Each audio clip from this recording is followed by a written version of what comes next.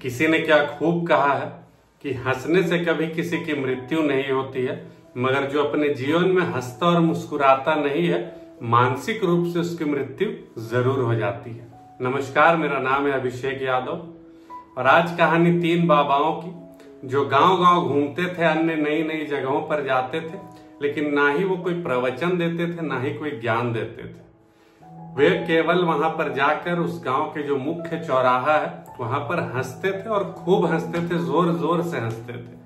तब तक हंसते थे जब तक कि वहां पर पूरी भीड़ ना लग जाए, लोग उन्हें घेर कर देखने ना लगे और लोग भी उनकी इस विचित्र कला यानी कि उनकी हंसी को देखकर हंसने ना लगे।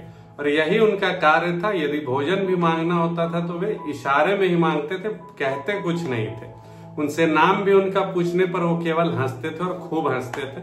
लोग उन्हें हंसने वाले बाबाओं के नाम से जानने लगे और वे अन्य गांवों में, अन्य शहरों में जाकर भी यही कार्य करते थे।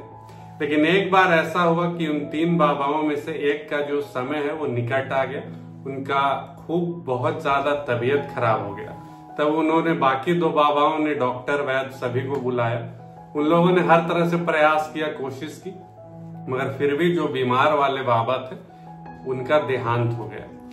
रात का समय था, सुबह होने का इंतजार सभी शहरवासी कर रहे थे कि आज तक तो इनको केवल हंसते देखा है, आज जाएंगे और देखें कि अपने साथी की मृत्यु पर कैसे रोते हैं और कितना रोते हैं। सभी लोग सुबह हुई और वे लोग बढ़ने लगे जहां वो लोग रहते थे, बाबा लोग।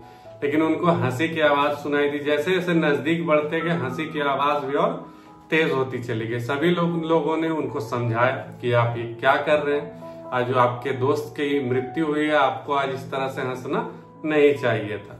तब उन दोनों बाबाओं ने कहा कि हम तीनों में शर्त लगी थी कि जो भी पहले जिसकी मृत्यु होगी तो जो बाकी 2 बचेंगे वो लोग उसकी मृत्यु पर खूब जोर जोर से हंसेंगे।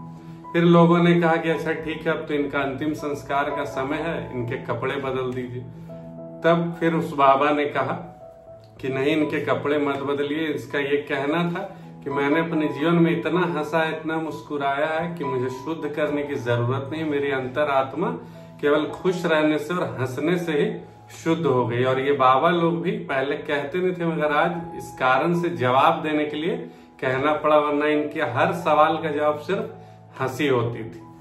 तो इस तरीका से इस कहानी हमें यह सिखाती है कि जीवन में हमेशा सदा मुस्कुराते रहे, हंसते रहे। केवल मनुष्य को भी ये गुण मिला है हंसने, मुस्कुराने और दूसरों को भी हंसाने का।